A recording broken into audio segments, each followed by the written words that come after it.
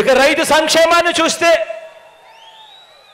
మనమెక్కడా చంద్రబాబు ఎక్కడా అని చెప్పి ఆలోచన చేయమని అడుగుతా ఉన్నా. రుణమాఫీ చేస్తానని నిలువున ముంచినది చంద్రబాబు అయితే 87,612 కోట్ల రూపాయలు రైతులు బ్యాంకులకు కట్టద్దు అని పిలుపునిచ్చాడు. బ్యాంకుల్లో పెట్టిన బంగారం ఇంటికి రావాలి అని అంటే బాబు రావాలి అని అడ్వర్టైజ్మెంట్ ఇచ్చాడు.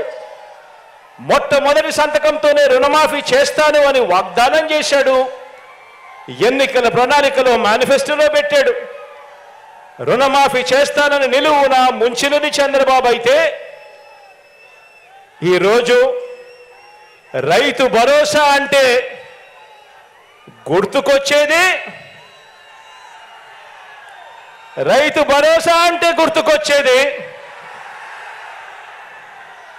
మీ జగన్. రుణమాఫీ చేస్తానని మోసం చేసిన ఆ పెద్ద మనిషి అలా ఉంటే ఈరోజు రైతు భరోసా అంటే గుర్తుకొచ్చేది మీ జగన్. ఆర్బీకే అంటే జగన్. సకాలంలో విత్తనమైనా ఎరువులైనా ఇన్పుట్ సబ్సిడీ అయినా సకాలంలో అందుతున్నాయి అనంటే గుర్తుకొచ్చేది మీ జగన్.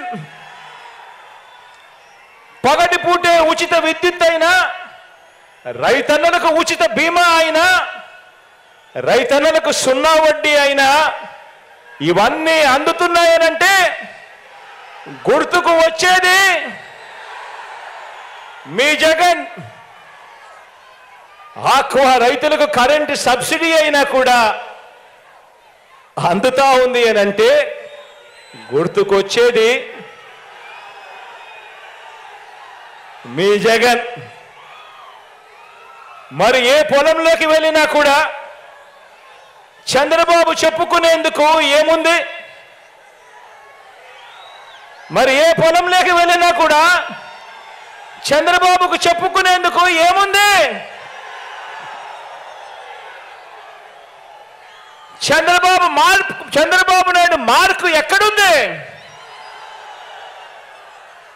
ఎక్కడ చూసినా కూడా కనిపించేది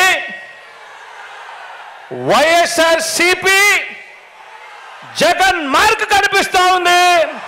ఎక్కడ చూసినా కూడా.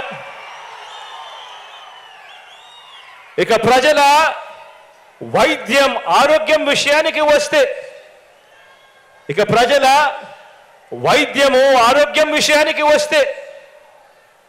ఒక 108 ఒక 108 చూసినా, ఒక 104 చూసినా ఏకంగా 3,257 ప్రొసీజర్లకు ఆరోగ్యశ్రీ విస్తరించిన తీరు చూసిన, ఆరోగ్య ఆసరా చూసిన, గ్రామ స్థాయిలోనే విలేజ్ క్లినిక్, ఫ్యామిలీ డాక్టర్ జల్లెడ పడుతూ నిర్వహిస్తా ఉన్న ఆరోగ్య సురక్ష, 17 కొత్త మెడికల్ కాలేజీలు, ఒక్క వైద్య రంగంలోనే ఏకంగా 53,000 కొత్త నియామకాలు. ఒక్క వైద్య రంగంలోనే ఏ హాస్పిటల్కి వెళ్ళినా డాక్టర్ల కొరత ఉండరాదని, నర్సుల కొరత ఉండరాదని ఏకంగా 53,000 నియామకాలు. నాడు నేడుతో బాగుపడతా ఉన్న హాస్పిటళ్ళు.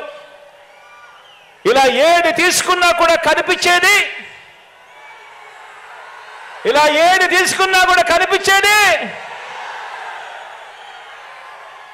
ఒక వైఎస్ఆర్, ఒక జగన్, ఒక వైఎస్ఆర్సీపీ మార్క్ కనిపిస్తుంది ఈరోజు ప్రతి చోట కూడా.